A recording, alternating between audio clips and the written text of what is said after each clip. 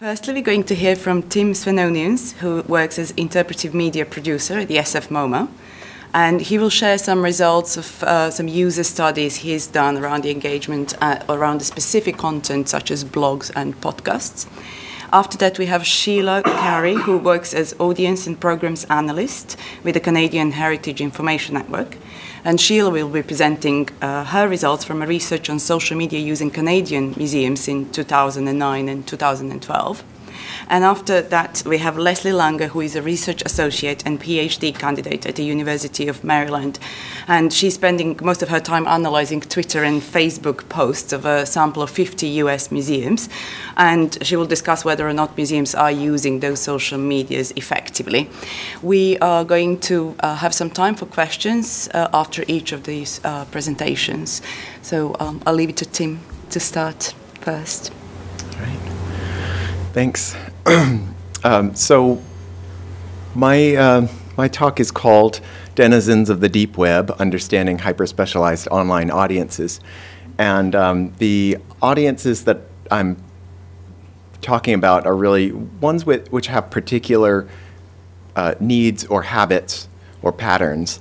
When we design our websites and produce media for the web, we tend to try to address both generalists and specialists, but we find that most of the time there isn't an obvious continuum between the novice and the expert, and instead we have kind of colonies or cultures that have kind of specific habits of media consumption.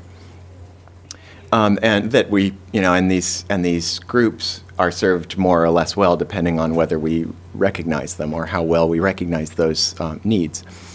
So last year at MCN there was a session called "What's the Point of a Museum Website?" And the question, this fueled debates for days and I'm sure much longer than that. But one of the topics that I kind of homed in on was this idea that a broad expanse exists in between the kind of practical visitor information and the collections data that in that session Mia Ridge had called the messy middle. And this is the content that most of us that content producers are really passionate about and proud of and eager to promote and produce, and it's also probably the hardest to quantify and to sort of justify using web metrics. So as kind of my central metaphor, I wanted to use a map of the solar system. If we think of our audiences as concentric orbits, then like and the museum is the sun, then you'd have probably your members right in some tight orbit right around the museum, and they're very easy to observe. We can count bodies coming through the door. We know which exhibitions they go to. We know which objects they like. We know that they come in certain numbers and how long they stay. We can even walk up to them and ask them questions if we really wanted to. But so we know quite a lot about those because they're actually easy to observe. And then outside of that, you may get your less frequent members or your infrequent guests. Like infrequent visitors and so on. And maybe beyond that, you have your loyal web visitors who maybe never or seldom set foot through your door. And as we go out, we get these more and more kind of specialized audiences. And one of the audiences I'm particularly interested in is the podcast user, who is notoriously difficult to observe. And so it's the nature of the podcast format that it's designed to be downloaded to a portable device and used at some other time. And after that moment of download, we really don't know anything about what happens to it. We don't know whether somebody listens to it that day, that week, a year later, or not at all, or once or twice. And so So somewhere, well, and then furthermore, the subscriptions, where you can subscribe to podcasts using RSS or using iTunes, and that person, those subscribers, never have to come anywhere near your website. There are all kinds of ways that people can be accessing this content without you knowing about it. So somewhere out there in the distant reaches of the solar system are our podcast users. Now, because I want to just play a quick excerpt, because I imagine that most of you probably haven't heard the Sfmoma Art Cast. Museum's podcast series. In this episode, we focus on the culture of experimentation. Can anyone hear that? In the Bay Area. We'll look first at a game-changing exhibition, then at an iconoclastic artwork, and finally at an eccentric yet visionary designer.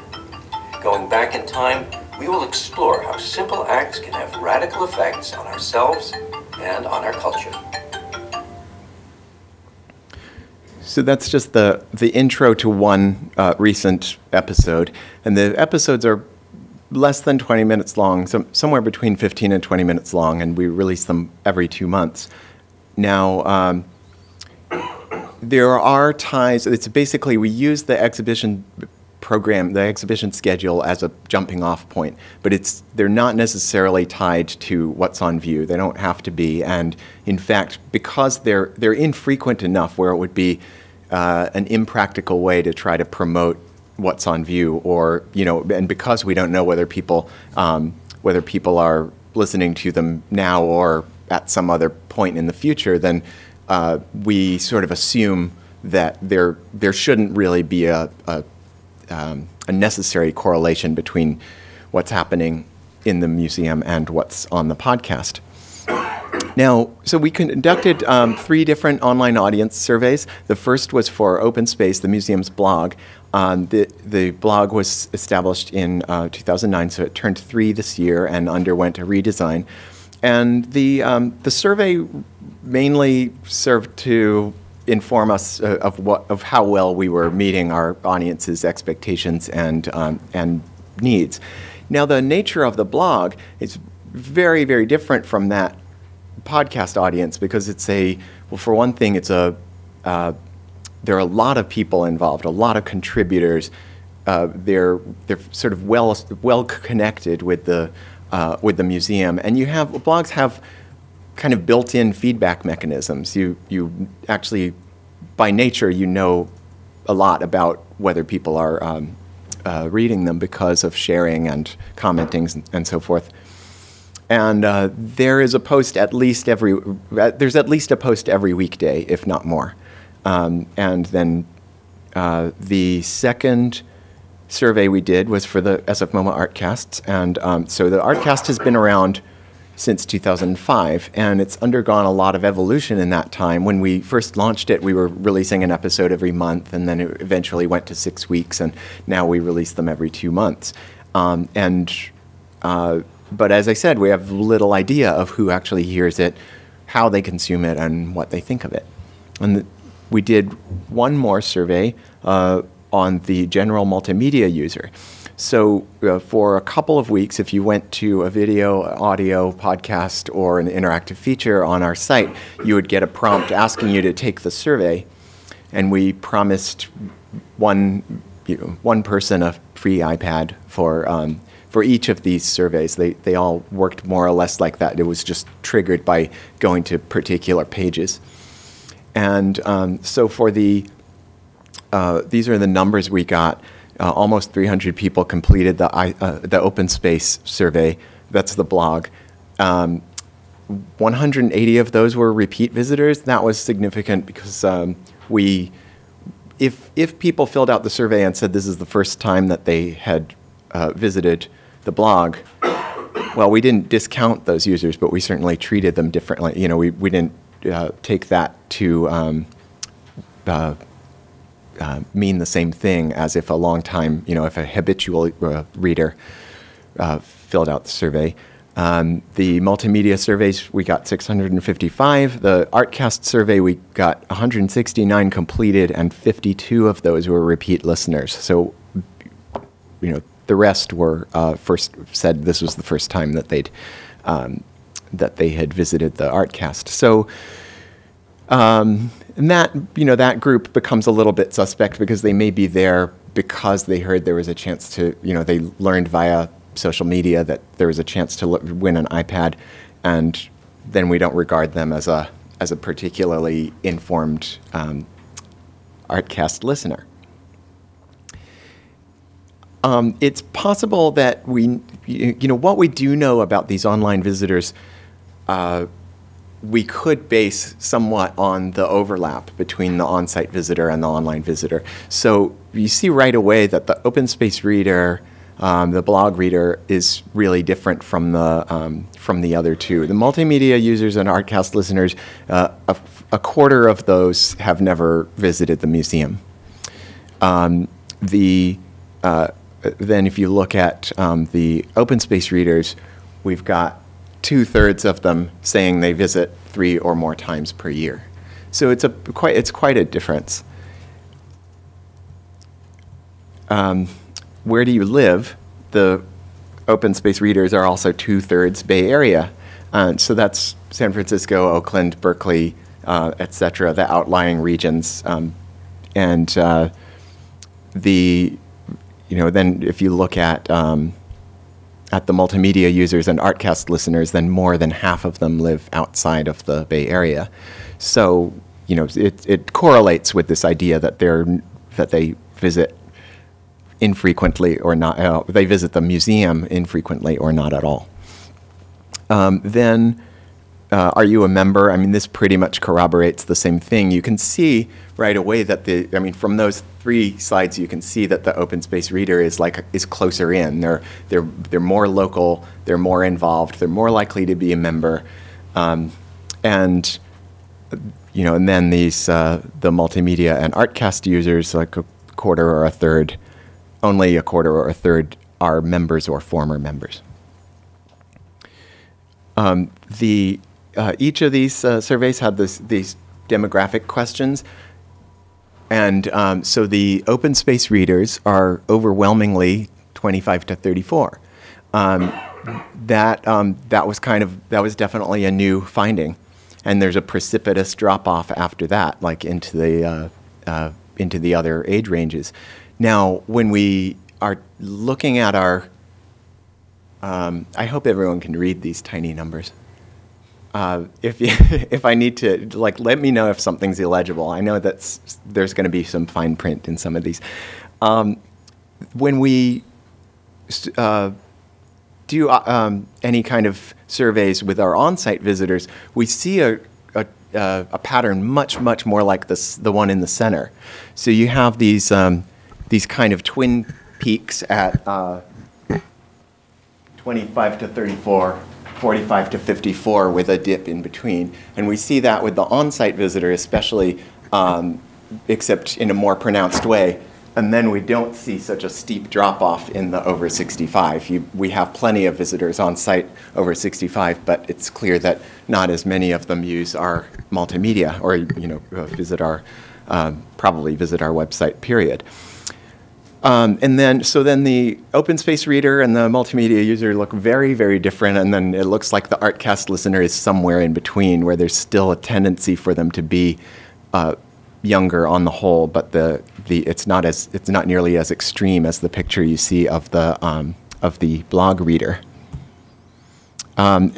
This also pretty much bears out what we learned from surveying on-site visitors, that they're overwhelmingly educated, and that most of our visitors have graduate degrees, not necessarily in arts-related disciplines, but we see patterns kind of like these. Well, the interesting thing here, I guess, is that the Artcast listener was even more extreme. That with 59% of return visitors saying they had graduate degrees. And then this was, I'm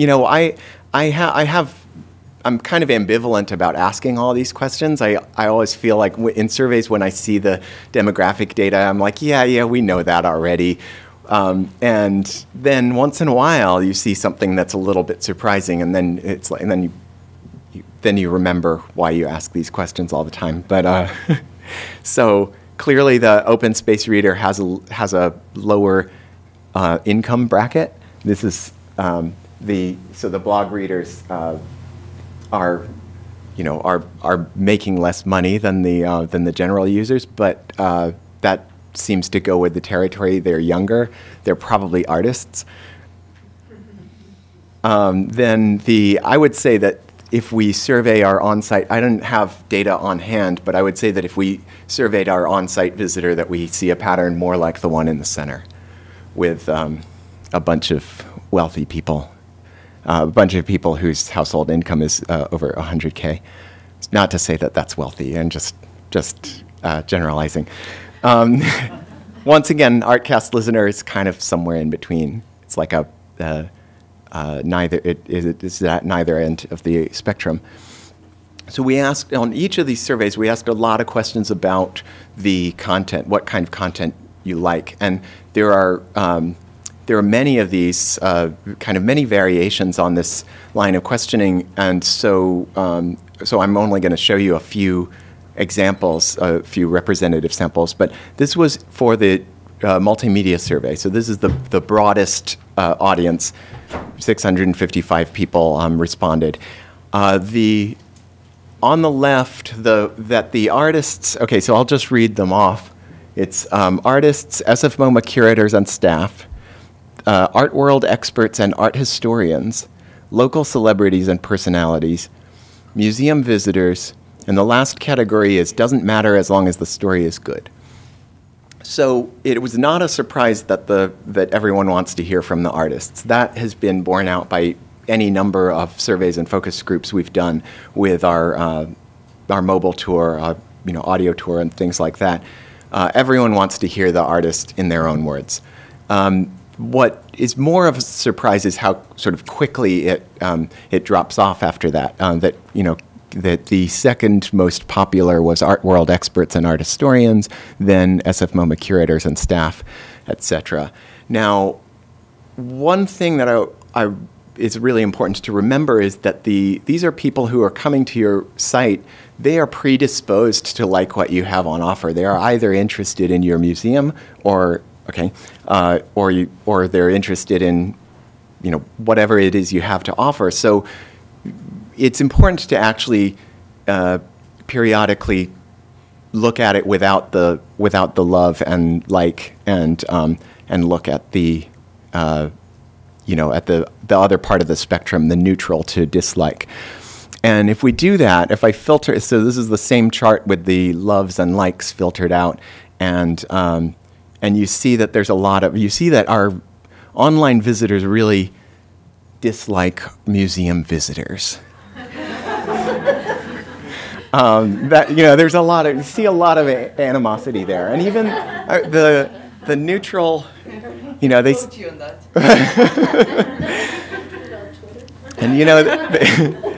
And they say that the opposite of love is not hate; it's indifference. And so even the neutral, like, what does that mean from a person who's come to your website to find something and something that they're really not excited about. So museum visitors get sort of the worst treatment here. Then secondly, local celebrities and personalities, and that was also borne out by focus groups we did around the audio tour. That would you want to hear noteworthy people who are not experts on art? And we named some local people, like, I don't know, Robin Williams or the mayor or something, and that did not get much enthusiasm from our focus groups either. Really similar question on the Artcast survey. So once again, tiny print.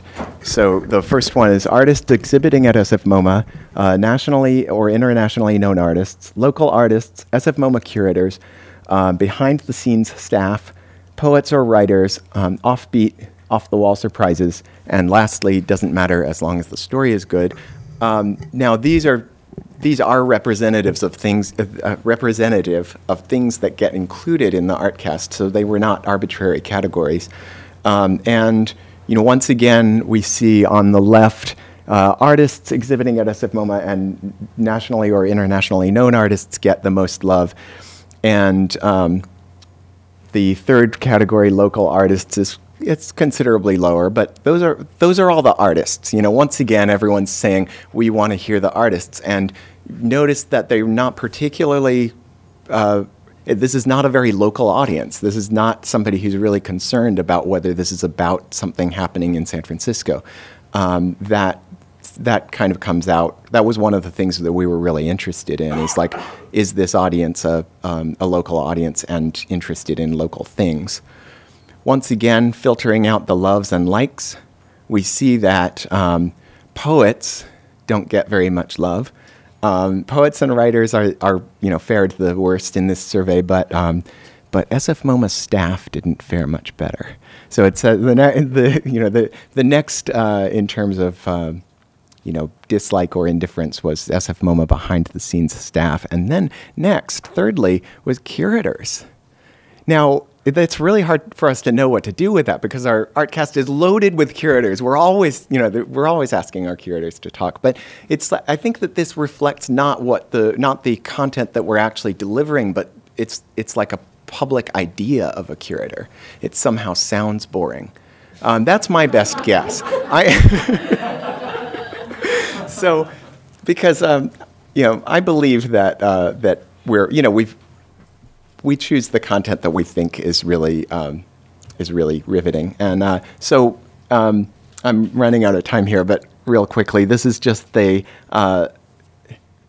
detail from that same graph comparing the sort of the three different categories of artists as we consider that question about local. Once again, I think that what we're detecting is a kind of a fuzzy perception of what we're talking about in the survey, because probably 2/3 of the artists that we get to interview are, well, no, that's not true. A considerable number of the artists we get to interview are local or that we choose to focus on. And maybe our listeners are not aware of which ones are local and which ones are internationally known. I think that they like a good story, and that, so this was, as I'm going to kind of jump to the end, what I wanted to call outcomes and conclusions was instead like hard questions and contradictions, because even though we got a lot of data, then it is pretty difficult to draw kind of sound conclusions from what we got in terms of, one of the things that, I've named a couple of them, but things that don't quite add up. If the users are all in all really enthusiastic about what we're delivering to them, and then they say specifically we don't like this, then there are a few of those answers which are a little bit suspect. But the data that we collected is something that we can use to frame our thinking around where we go with the Artcast, specifically around, we're looking at a period of closure that lasts 2.5 years. My group, the interpretation team, is going to continue to produce a lot of content in that time, and now we have no exhibition schedule to speak of, to sort of use as our point of departure. So this will tell us a fair amount about what we want to focus on in the coming years as we and what we want to do with the Artcast. So I will pass it on from there. We have about 4 or 5 minutes for any questions. Anyone's got any questions for Tim? No? Well, then I have a few. Firstly, did you ask your on-site visitors what they think of the online visitors? That might be interesting. I don't know if the answer would be reliable. And it was an interesting approach to the survey. Why did you, and would you recommend having 3 different surveys done for 3 different types of content on your website? Usually people just have one survey that kind of is more generic. Wherever people arrive onto the website, they just bump onto the survey. So was this helpful? Well, typically when we're measuring web traffic or patterns, then we're looking at kind of like monolithic numbers, and Honestly, they don't tell us a whole lot. Let's see. I'm sorry, I'm distracted by this, by an AV question. But I'll try to finish answering that question. What I wanted to do here was to split apart those big numbers and try to make meaning out of them. Mm-hmm. And so if you had put all of that demographic data together, you would get something much more generic. And there probably would have been fewer surprises. And one of the things that I was really, really interested in learning is what are we doing with what are we going to do with the Artcast? What's the future of the Artcast? It's kind of like it's something that we're passionate about, and yet it's like if nobody's listening, then we need to pull the plug. And we really needed to know, are those people out there, and who are they? And so this was conducting the 3 different surveys was really the only way of kind of triangulating that question. No, that's very interesting. I might try that one out. And did you ask your on-site visitors whether they are aware of the podcast, of the online content that you're offering, and what do they expect to see on the website? Sorry, could you? Did you ask your visitors in the museum about your offerings online?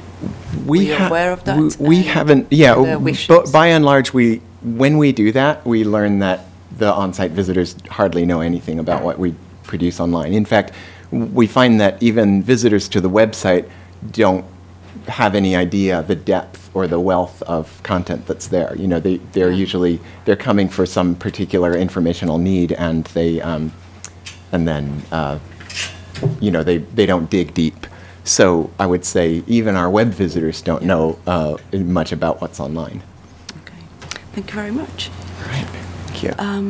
I don't know if we are ready. Sure, we seem to have some it's kind of issues mysterious with Sheila's computer. So do you have your presentation on the stick that we can... I'm just going to say, because of course I was making changes right to the last minute. Well, maybe in the meantime, has anyone got any questions? For Tim? Yes? Were you able to use the interviews to unpack any of those contradictions at all, or explore those things that didn't quite add up for you? Yeah, we have been, and we're still in the process. Specifically with the Artcast surveys, we're still in the process of trying to make sense of what all that means. But we identified really interesting habits, and something that had just come up, like it may be coming into focus a little bit, is that the podcast user, the podcast listener is like a breed, or it's like a species or something. And people who listen to podcasts often listen to a lot of them. And so like I was talking to, I kind of had a flash earlier yesterday when I was talking to Lesley about this, that we listen to podcasts, say Radiolab or something like that, and I'm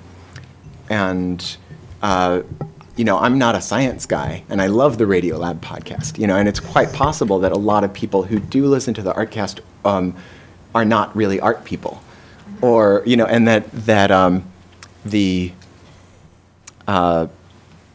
it's kind of that's something that we haven't really looked at. We didn't try to promote it in places. There you go.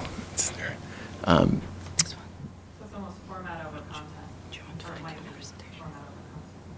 Yeah, I think so. And that's something that our survey couldn't have really identified, because these people aren't going to the Sfmoma site anyway. It appears here, guys. Go ahead.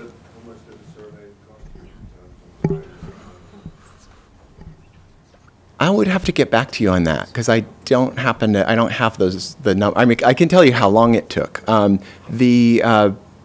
These were they each probably took a month in total. That we had to come up with the survey questions. And are you good with? Do you want presenter mode? Thanks, Tiana. Let's see, coming up with the survey questions, they were all done with SurveyMonkey, and then leaving the survey open for a week or two, and then another couple of weeks to distill the results into something, meaningful. And then the survey, the interviews I guess it would be on top of that. But yeah, I could get you actual dollar figures if you like. Yeah.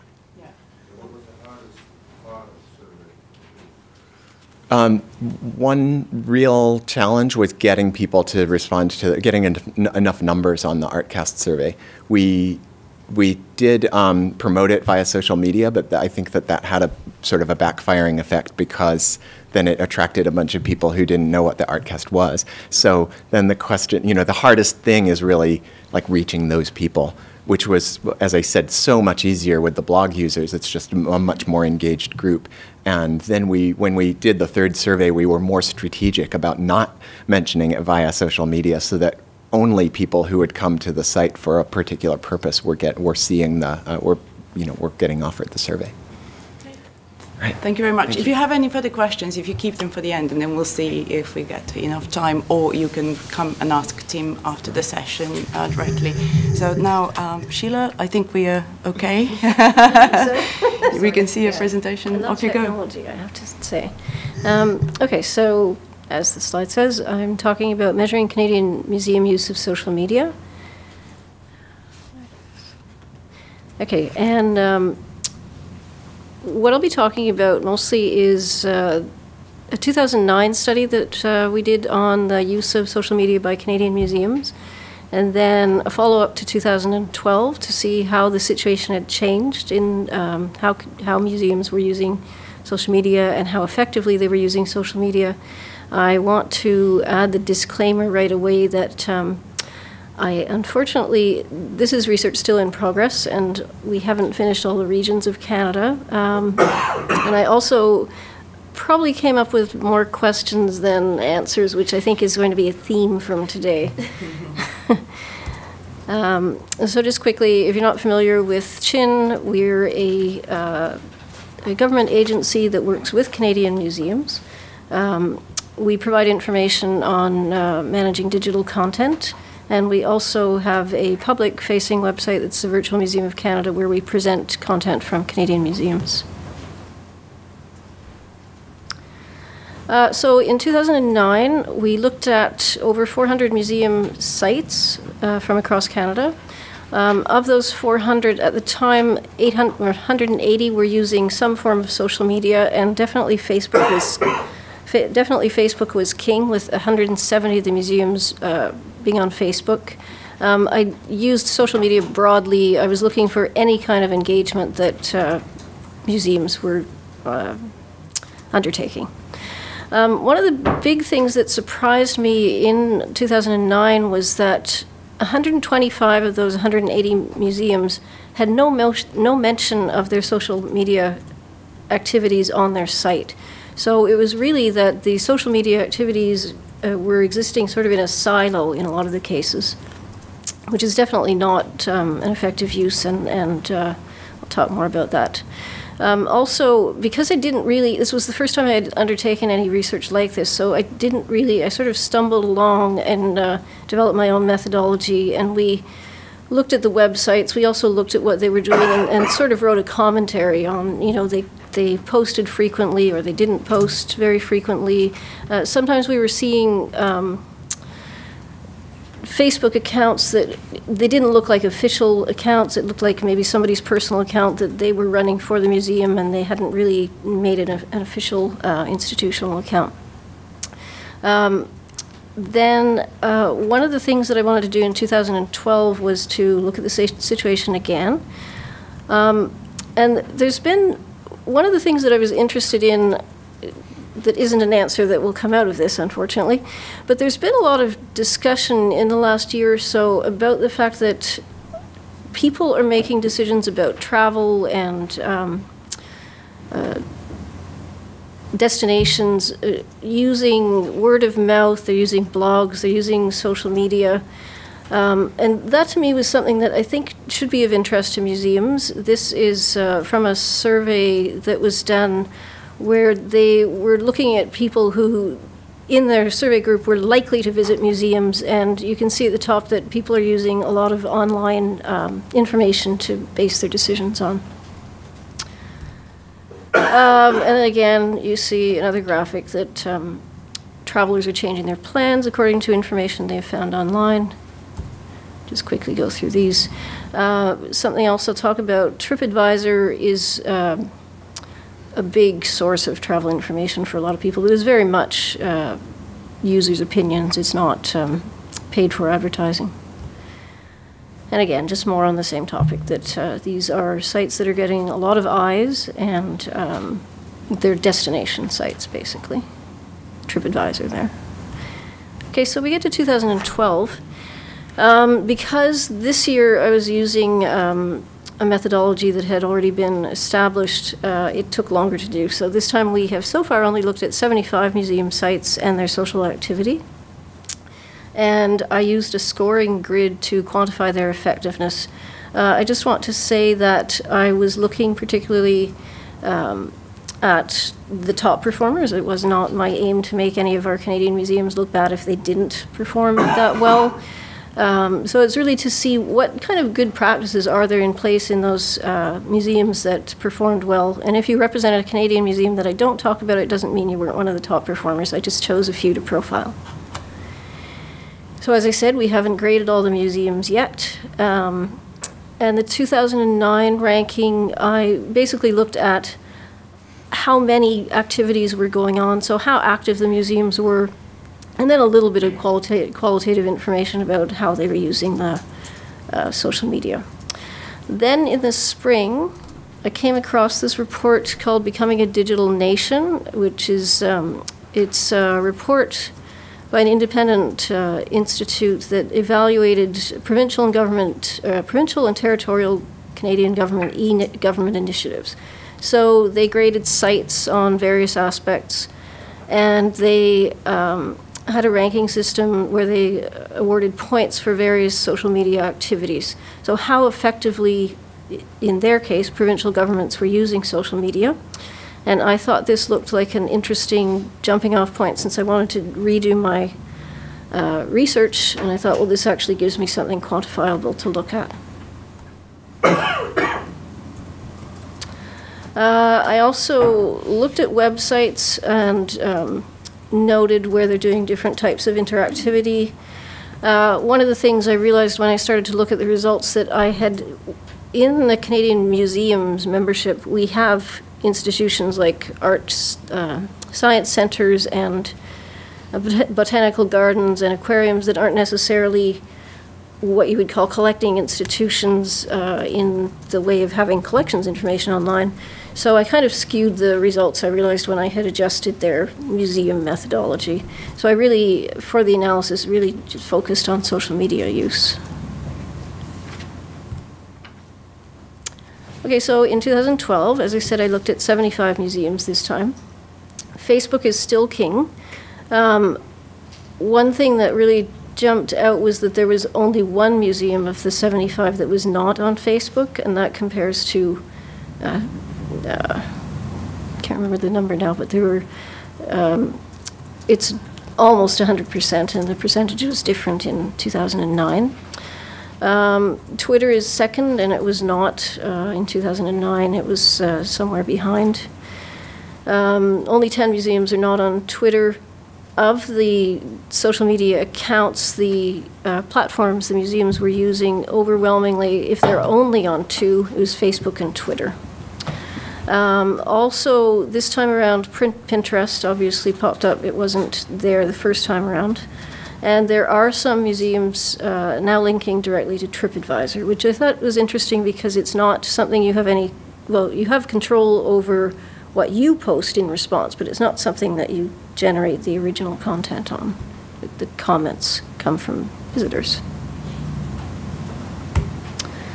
Okay, so in 2009, there were only 33 of 180 institutions that had 3 or more social media activities going on. In 2012, there are 18 of the 75 that have five or more, which is, I think, fairly significant because resources haven't increased any, very likely, but you're seeing a lot more activity across the board. You still see that generally the large institutions are the most active. And I already mentioned Facebook and Twitter as being the most used.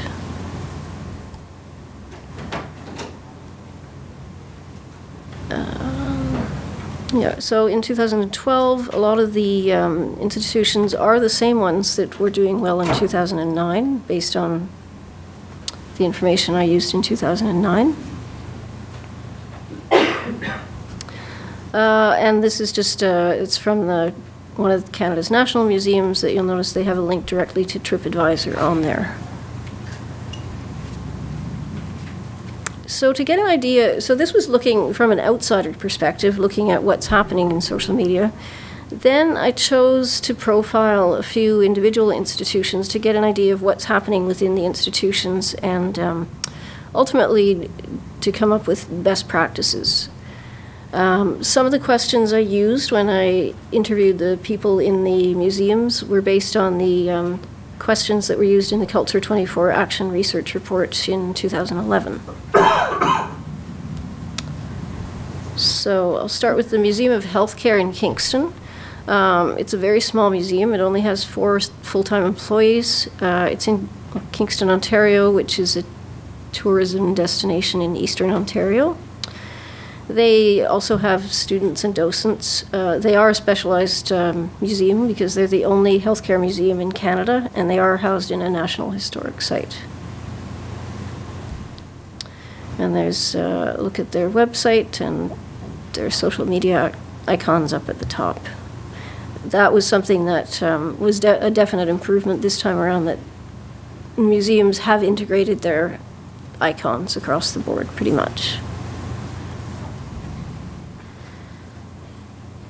Something not showing up. Okay.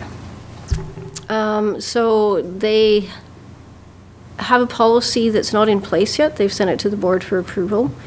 The social media activity there is the responsibility of one staff person. It's not her main job. She's the communications and finance coordinator. But she did feel that putting a policy in place means that if she leaves, it's part of the institution's business and it's not going to drop off, because anecdotally I did notice that one of the institutions that had been what I called a good performer in 2009, they were not rating as highly this time, and I just happened to know that they had somebody there who was very keen on social media activity and was driving a lot of their activity, and I felt, without going in and asking them, that it might have been the case that having that person leave had an impact. So having a policy in place so that that doesn't happen, I think is important. They did mention that they're on TripAdvisor, so they can respond to comments and they can post images on their profile there. As far as trying to see whether they felt that their social media activity had done anything in terms of tourism or visitors, they've not done any kind of formal survey. But because they're such a small institution, they do pretty much chat with all their visitors who come in, and they ask how the visitors heard about them. And they found that a lot still come in from having picked up brochures around town, but they did say that they're starting to have people mention that they've read their blog posts, and that encouraged them to come in, and Facebook as well. I asked them about Pinterest because I was curious to see how institutions decide which social media platforms are right for them. And they did say they looked at it, but they just didn't feel that it was the particular platform for them, that they didn't feel they have enough images that might attract the Pinterest audience. So they're focusing on what's best in their situation. I also asked what they do to analyze, and they do the basic analytic things that I think most people would do. They do experiment with their posts, so they look to see what's been liked and what gets a lot of activity, and they sort of try to replicate that type of information. They did notice that photos are more liked, and I have seen another general study on Facebook that indicated that photos get liked a lot. They do try to target specific audiences, especially students and young adults. The second museum is also a fairly small institution. It's the Gult Museum and Archives in Southwestern Alberta at Lethbridge. They are a local regional history museum reflecting the human history of that region. And there is a look at the Gult site and their Facebook account as well. And again, you see the activity across the top. They don't have a social media policy at the Gult, but they do have social media guidelines that cover a lot of the things that a policy would include, like confidentiality, controversy, dealing with mistakes, sort of the appropriate way to post. It also covers how to, so that, and relates how they use social media, linking it to their overall marketing strategy. They also use audience segmentation, so they've divided their audiences into different types, like online learners and visitors. And then she was looking at, she being the person that I spoke with, was looking at something called an EQ, which was developed by the Canadian Tourism Commission, and it segments various audience types. And that is the one that was developed for UK visitors. So any of the UK visitors may see themselves in some of these categories. So they were looking at trying to link that with their social media activity next. It's the main job of one person here also, but in this case there are other people who have accounts, so they provide backup. So there's always continuous coverage on their social media accounts. For them, they spend 2 hours a day. I didn't mention that at the Healthcare Museum, that one person spends an hour a day. Again, they review posts. They also haven't done any specific survey on their social media, but they do ask visitors how they heard about the museum, and they have started to get also comments through social media. They also analyze which social media platforms are best for them. They did say that at the beginning they sort of jumped into everything. Something like Foursquare, their guiding principle was if they didn't create a Foursquare account for people to check into, that somebody else was going to jump in and do that for them. They also put some images on History Pin, as you can see there. So this is a fairly small museum that is again, experimenting with different platforms, and it did show up in their rankings that they were using them effectively. The last museum that I looked at specifically is the Vancouver Aquarium. It's kind of close to here. So it's a larger institution in a large urban center. As of this year, they do have a social media policy. It's part of their communication strategy. The strategy is about how to use the accounts across the organization, because there are several people posting from the Vancouver Aquarium. I thought I would show their website is hidden at the back, but I thought I would show their YouTube channel, because this video that was called Otters Holding Hands, it went viral when it was posted back in 2009. They've had in the interim over 16 million views, because it was very cute. So if you manage to get something that goes viral, it's a great thing, at least for people becoming aware of you.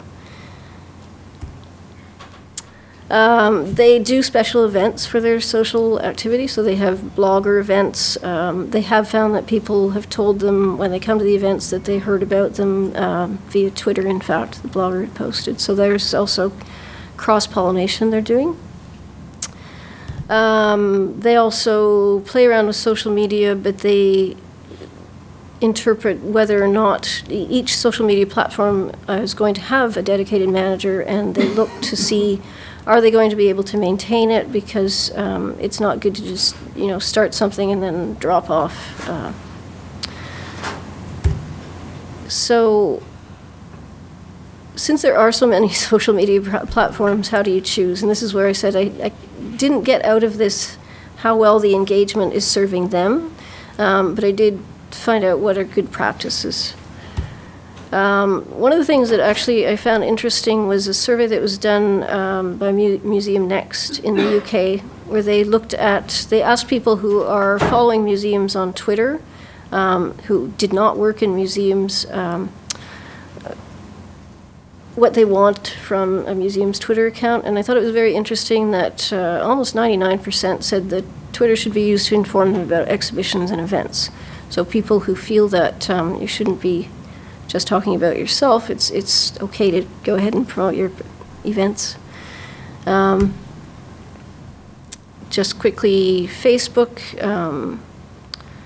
I almost think of it as being a shadow website in some cases, because it's a lot of times having some of the same information that's on your website, but it's targeted to Facebook users. In the 2009 study, I actually saw a case where on a museum's Facebook page, somebody had come in and asked the question, I'm going to be going to your museum, what should I go see?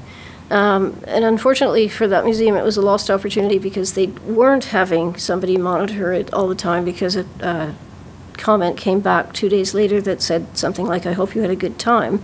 But the other thing that was interesting to me was that this person connected through the Facebook account, and they didn't go to the museum website to see what was on. They wanted the direct contact with the museum through Facebook, saying, what should I go see? Twitter, obviously.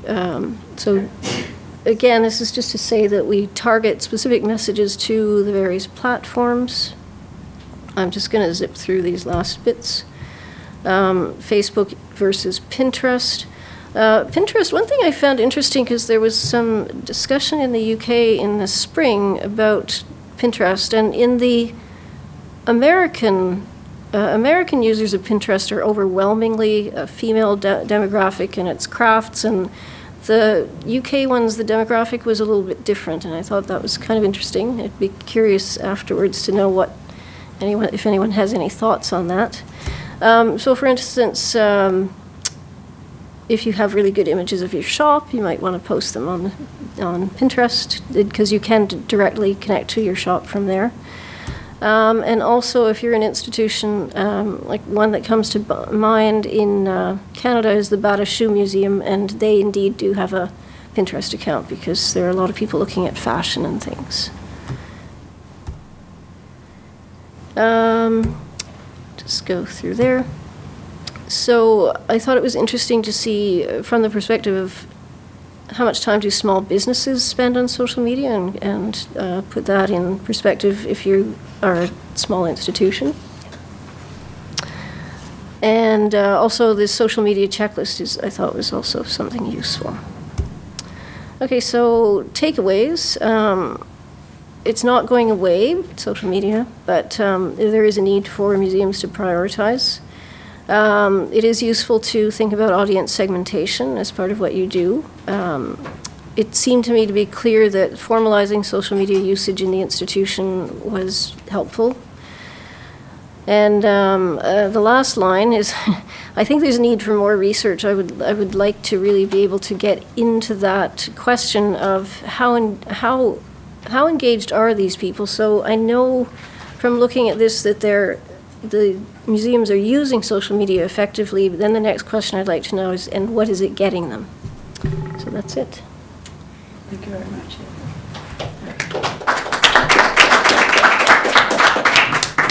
It's brilliant research you've done. Any questions from the audience? Well, Sheila answered all your questions. No, I gave them more questions. Okay, then I'll start. How many of these museums actually have social media strategies? All of the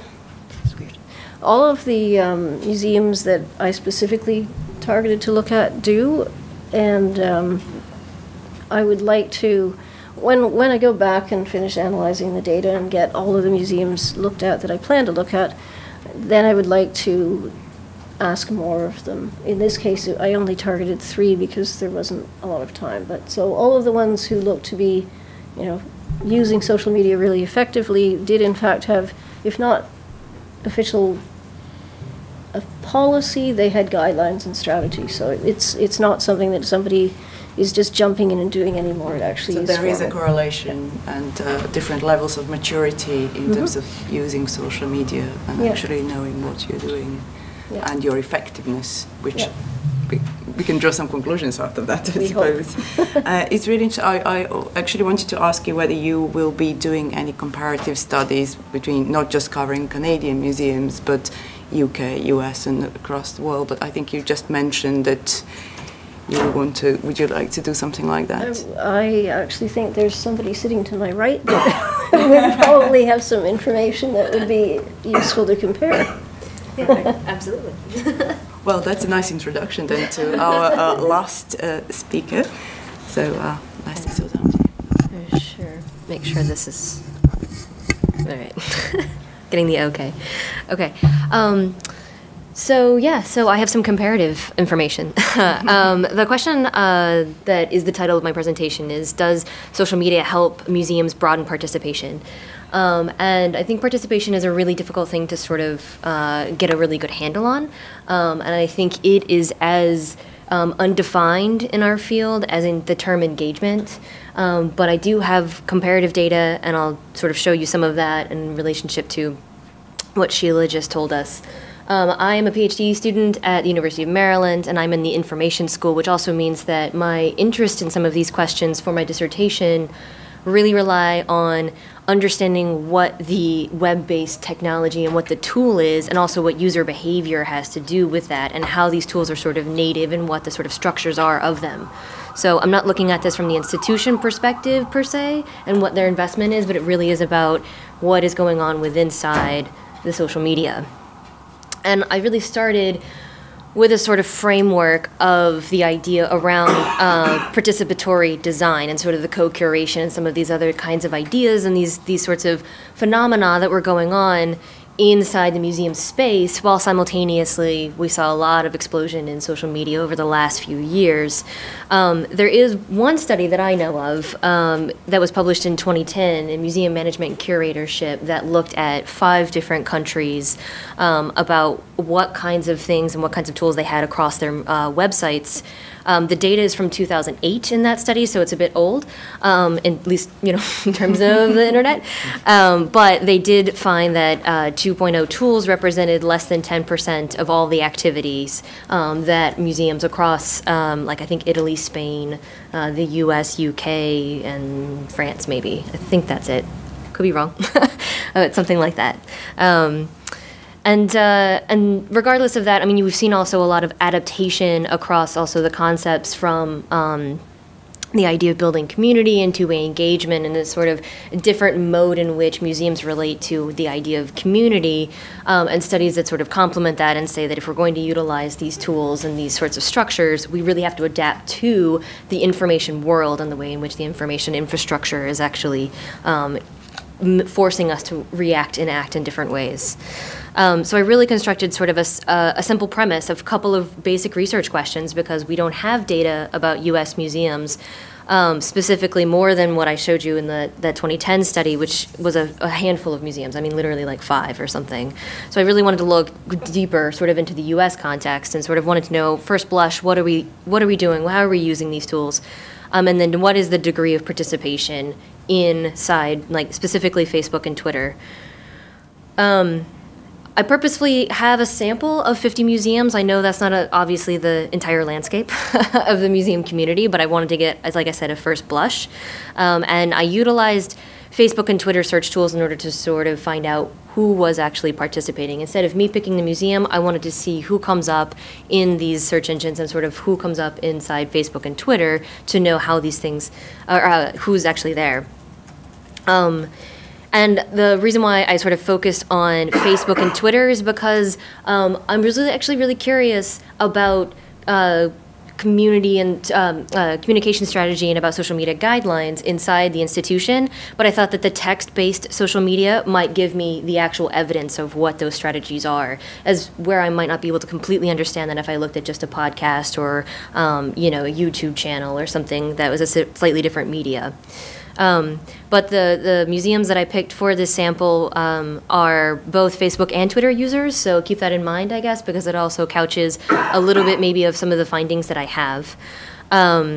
And the tool that I utilized in order to scrape the data was Outwit Hub. It's a really kind of easy tool to use. You can set up a macro and you can run the sort of same scans of the websites to get the content. I ended up collecting a timestamp with every posting, and I was able to get like about 20 to 30 of the most recent tweets from the day that I ran the macro. And I can do that continuously over time, so I can also prove some efficacy of maybe some of the findings that I've got to see whether or not that sort of behavior is common at that museum over time, and if the ideas I have about their communication strategy or about their social media guidelines and how they understand engagement, if that's consistent over time. I'm not going to talk about the study because I think Sheila sort of described it, but we sort of both adapted from this Canadian study of provincial governments these measurement tools, these sort of dimensions of understanding social media.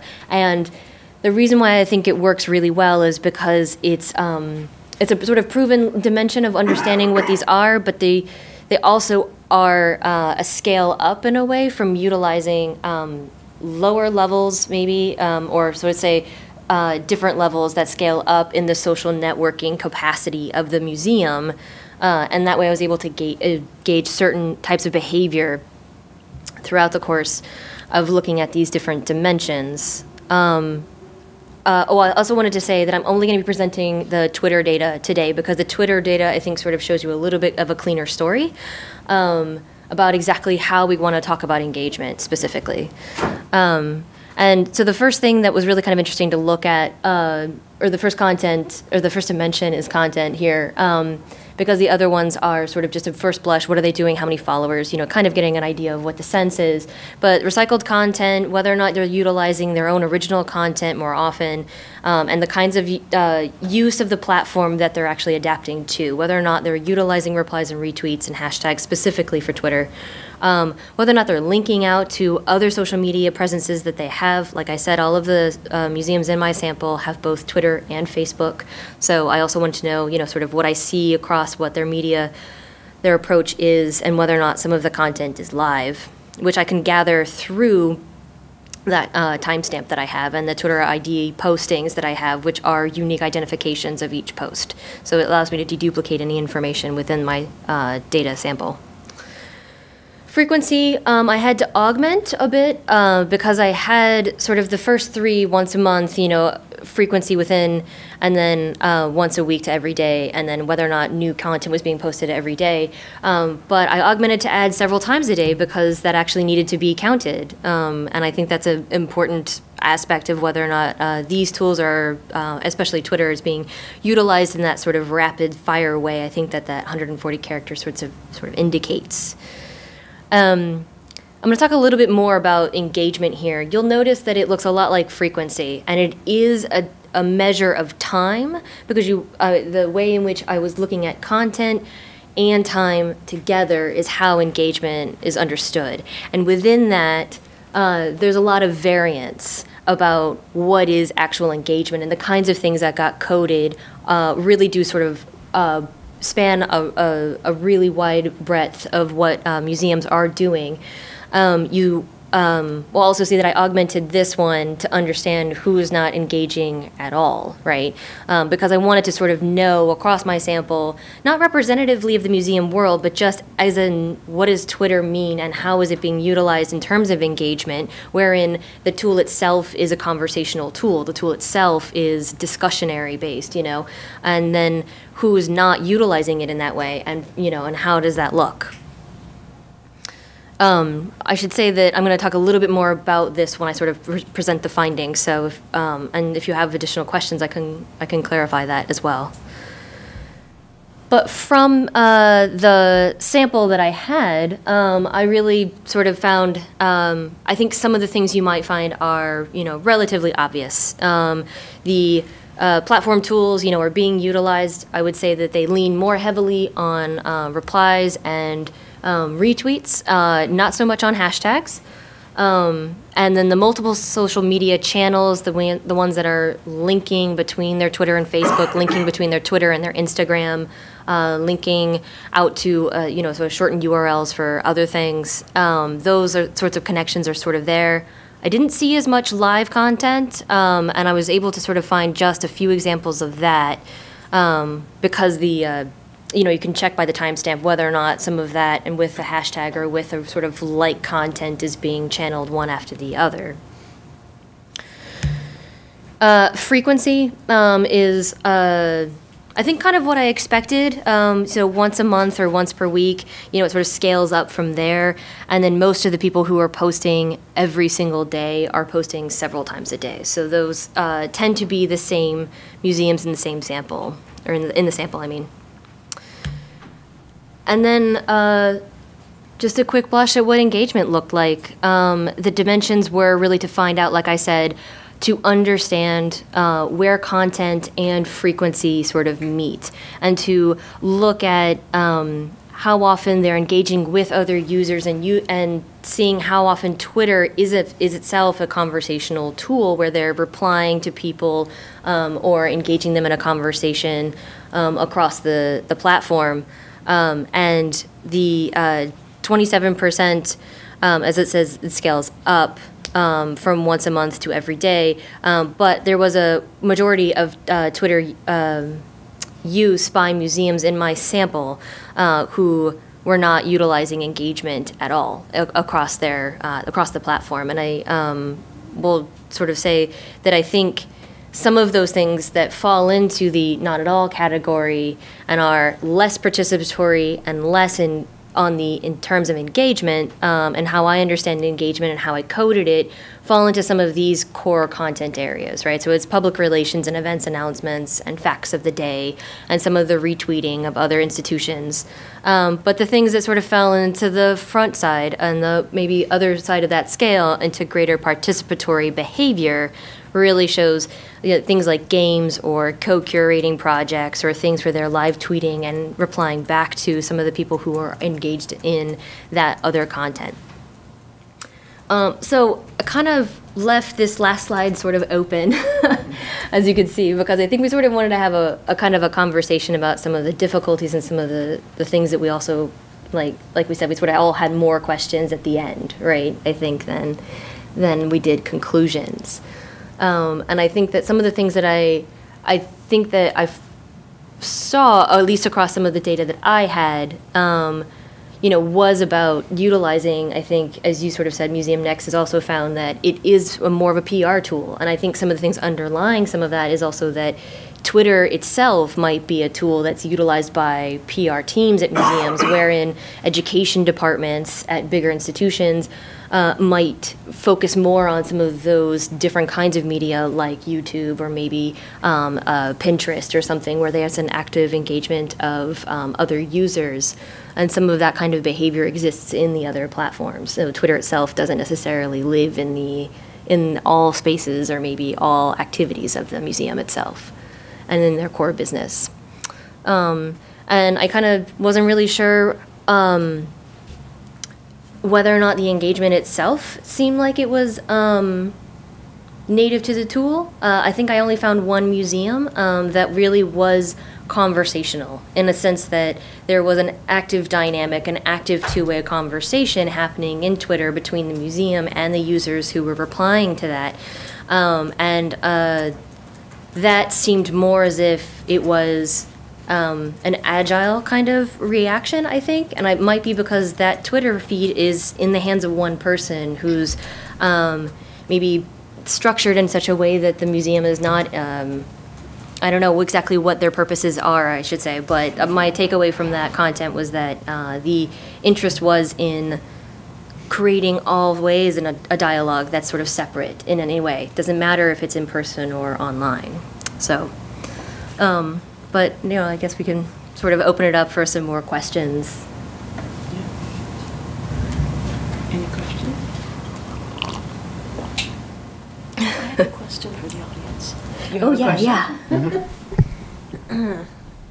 Okay, so I have a question for the audience. I would like to know what you would like to know about your users. So if we want to look at this engagement and, are you interested in back in 2004, we did a study on in-house versus online museum visits. And I have thought about maybe doing that again because the questions are different now, because you would not have asked people about social media when they're in your museum back in 2004, but maybe you would now. So what kind of engagement would you like to know about if we were to do more of this type of research and actually go out to the users? I guess I would like to know to what extent people actually want to be engaged with, and to what extent they just kind of want to, oh, right, there they are, that's what they're doing. Because I think we often sort of assume that everybody wants to talk to us, but maybe sometimes they just kind of want to know that we're there. Yeah. Or want a fact of the day or a puppy photo or, you know, whatever. Yeah. I think that's an interesting question too, because the user studies don't exist yet, right? So we know what some of the demographics are, or at least we're trying to get at some of the demographics, obviously, you know, about who they are and what kinds of activities that they have online. That's not a component of the study that I did, but I think it is probably the other half of the story. Yeah. Also, it occurs to me that reblogging or, you know, reposting or sharing, like often people will reshare our stuff at least without making a comment on it. Right. I can see, but I can't see that they passed it along. Yeah. So I don't know if we consider that engagement typically, but maybe we should. Well, it is part of the engagement pyramid, which has been used in many different presentations throughout these 3 or 4 days. So yes, definitely it's one of the kind of first types of engagement. It is recognized as engagement, but it really is about, isn't it, the whole question and kind of answer in the form of a question to Sheila is, I think we need to first define what we mean by engagement to be able to know, like, how are we going to ask our users? Yeah. I guess the question is what. What is the best methodology? What's the best approach? Is it firstly doing some qualitative analysis and doing focus groups, etc., and then coming up with more kind of quantitative? It seems that we have a lot of quantitative analysis we've done, but engagement is everything but not a quantitative thing. I mean, you can't really quantify. Then you get into statistics, which doesn't mean a lot. And use the mic. But sorry.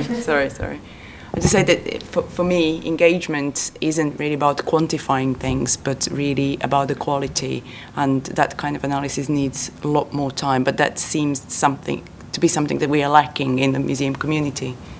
Well, quality versus qualitatively different. I mean, you know what I mean? So I think how it is that the museum sets forth some interest in the quality of their social media, presence and sort of the things that they want to put out.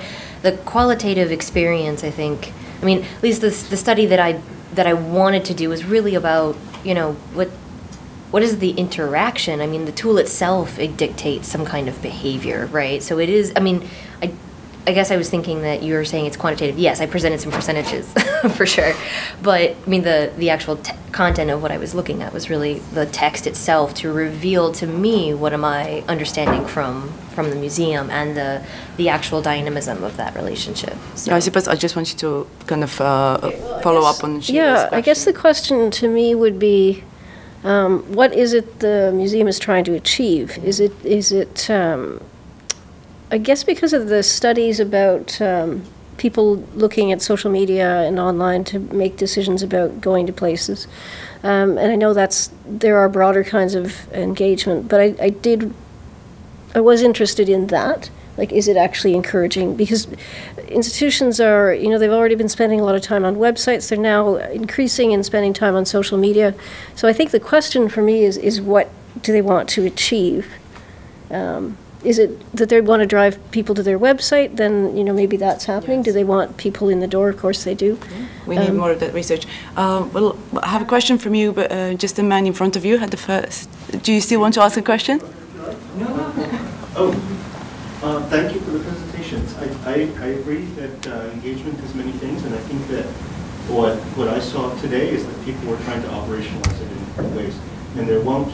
You know, it'll have to be operationalized in a variety of ways to understand it. It's a multidimensional sort of issue, and I understood. You know, I saw something quite important that I haven't seen in a number of presentations, and that is a concern for I know that you said that we're always, or people are, when they ask questions about the demographics, they always get the same sort of results, and I'm very excited that you did, because I think that less and less folks are asking questions about demographics.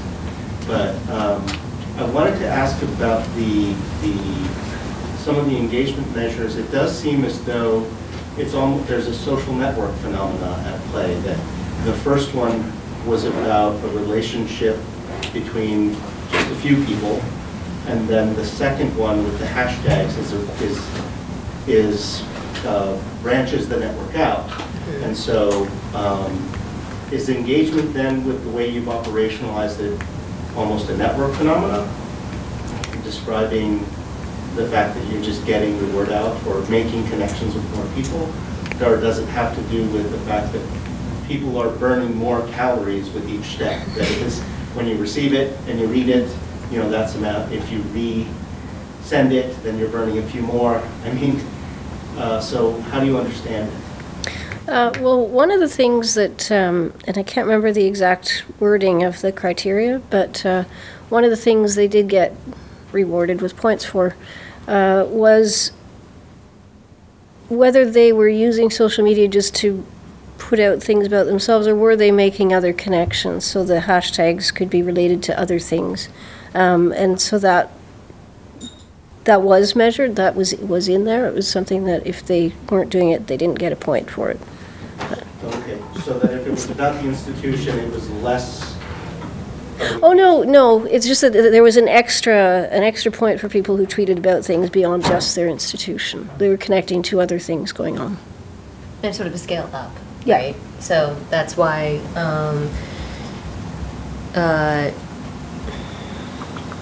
that's why it's sort of these two measurements that I have also, have some kind of scale up in a way that you get closer to something, right? I mean, you see that the farther away and the further in between communications and frequency, you reach less people, right? And then you might reach more people the more often you post. And then I think it's similar with engagement in specific, that the content might reach more people the more often you post, and the content that you're posting, which is in itself utilizing those tools like replies or retweets at other sort of users that have had an interaction with you or have posed an interaction with you. I mean, that's how a lot of the data looked in my study. Yeah, the report itself that I took the criteria from actually put institutions into tier 1, tier 2, or tier 3. So they were scaled, it wasn't just 0, 1. Yep. Yeah. Do you want to ask a question? I think I'm interested in hearing a bit more about, so much of the conversation has been about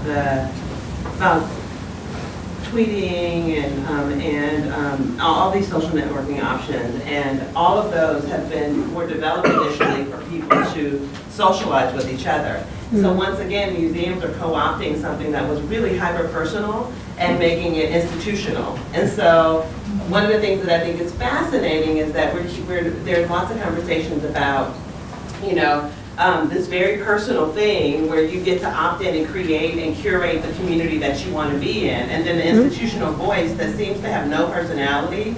We're taking all the things that have existed and we haven't changed the way we act and operate at the institutional level, and then we apply those same values in a very personal space and wonder why it doesn't really work in some ways, right? And so then you find folks, so I guess I would love to hear about that middle ground where institutions actually are personalizing and they are letting people know the voice on the other end. Yeah. And they have guest tweeters, and they have, I work at the Seattle Art Museum, and if you looked at our hashtag last night, it was blowing up. We have guest tweeters, and we encourage people, and we track how they behave and perform. But it is like letting people know that there's a personality behind the institution. It's not some amorphous, kind of omnipotent spirit. And I wonder if you guys will ever, or if you already are, asking those kinds of questions, because I feel like there's something between the the institution and the behavior online, and figuring out that space in between. And I think that institutions are really great at trying to co-opt something that was meant for something else and fit it into the institutional framework. Can you guys talk a little bit about that? I know that's a lot. Oh, well, I could. I have response. Okay, well, I could just start quickly and say that the one institution, the Vancouver Aquarium, did mention their A-list bloggers, so that they have certain bloggers that, and I think that those people definitely did have a voice, and they mentioned that when they had these special events that were where I guess you meet the A-list blogger, that those were actually quite successful for them. So I didn't go into that any further, but it is something that, now that you mention it, I could, when I go back and look at other institutions too, it would be interesting to look at that. I think that in the case of the three that I actually profiled, they definitely did have a voice. It wasn't just this cold institutional front, and maybe that's partly why they're so successful. Sheila, I think that's the next presentation you can do. That will answer my question about the more kind of qualitative analysis, like what works against what doesn't work, what kind of engages people and improves that participation. Right, I think you're absolutely right. I mean, that's the way I think about the native use of the tool, of Twitter specifically, right? And there was only one institution in my sample that I thought was dialoguing. That's not to say that there aren't other instances of dialoguing or other kinds of conversation that are happening in Twitter, but one that was really ultra personalized, as if Twitter was really the sort of speech, you know, like the sort of the kind of casual sort of almost, right, kind of relationship you have with your friends. I think that's what I'm sort of interested in is what is in the actual Twitter feed and in the Facebook feed, because that reveals to me also the communication strategy. I mean, I think what you're talking about is where it comes out of the institution and also who has a dog in that race in a way, right? And I think some of that is revealed, some of the complications of that are revealed in the fact that you know, that not all of the social media are cross-departmental, depending on the institution, and that's why some of it might seem a lot less personalized. I also recently, I guess, heard that some museums, I don't know which, so I can't actually reveal anyone, who might hire outside firms to do some of the tweeting back for them. And that's, I mean, that's really an institutional level choice. That is a communication strategy that they feel works best for them, which is also that their social media isn't a hyper-personalized tool, and it's not going to get conversational, right? But sometimes we're also forgetting about the more kind of hygienic factor, just that we are not good in using social media for example, customer feedback, just the basics. Most of the users want to come onto our websites and find sort of the opening hours, or want to tell you that the toilets aren't working, such as Sheila mentioned earlier in that example, there wasn't the response to a basic question on Facebook. So it's not really just about talking about the subject matter of our institutions, it's about the more kind of basic levels of sort of communication that are sometimes missing, and that just shows you that that has not been sort of, not the whole organization is kind of engaged in a way, which brings us back to kind of social media kind of strategies and how these are spread across. Any other questions? Yes? To build off that, it seems like there's still a lot to learn, both about the institutional goals for using these social media platforms, as well as what the users want to get out of it. And looking across that might be what defines what successful engagement looks like, right? Because there might be different categories of institutions that have different goals for social media, different types of social media users that want different things out of those interactions, and where that crosses over is what's going to be define success for each different case. I think we would all agree with that. Yeah, I was careful not to use the term success because I don't know what that looks like. There aren't. I mean, you know, there is an effort to try to measure that in some way, right? But we're sort of still not clear. If we don't even know what's going on, how do we know what success is? Well, if you don't know what you want to achieve, right? More or less, yeah. Yes. I was curious how many museums you talked to are already tracking engagement through these software like Focus or Clout, because and what you thought of those, because at my museum the PR lady is always on my case about using something like that, and she has PR software that tracks, and I always look at it and they have this kind of, they assign a score to engagement, and I think it's kind of a superficial, shallow way of like thinking about our users, but they want to see metrics of success, so I don't know what to give to them, and I don't know which one to use, and for me, I kind of just think like if I'm connecting with somebody and they're learning, that's good for me, but I just wanted to see if you had any thoughts about those sort of things. Well, I don't know the methodologies behind those specific kinds of counts, and I did not specifically talk to the museums in my sample. I literally looked at what is in their Twitter and Facebook feed, and sort of as on purpose, right? I wanted to sort of see what I could draw from the content itself about their habits and their practices. I think engagement, as we sort of already said, is a difficult thing to define, which is why I would want to look more into the methodologies of how they count for engagement and that way. And I also think that marketing research is probably going to define it very differently than the way in which someone, who, at least with my experience in information science, is understanding the user, right, and sort of the user behavior, and also what the native tools look like, and sort of maybe what that engagement might look like depending on the platform. So I think Clout probably gives you some blush, right? That's what metrics are for, is like as you really like just kind of a first like look at something. But I do think you know, Tiana is incredibly insightful to say that it's a qualitative tool, right? Much like learning, that that Carlos mentioned, it's also multifaceted. So you would probably want to know what they're measuring to understand what engagement means there. I think Sheila and I were drawn to this idea of understanding engagement that we both relied on for our studies because of the way in which you could see the development of social network out, and that sort of describes the tools themselves.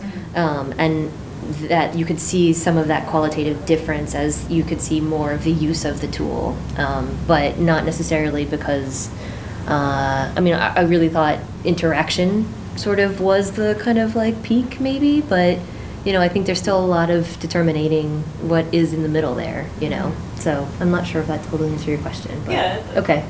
Yeah. And on that note, I think we're running out of time. So thank you very much for coming.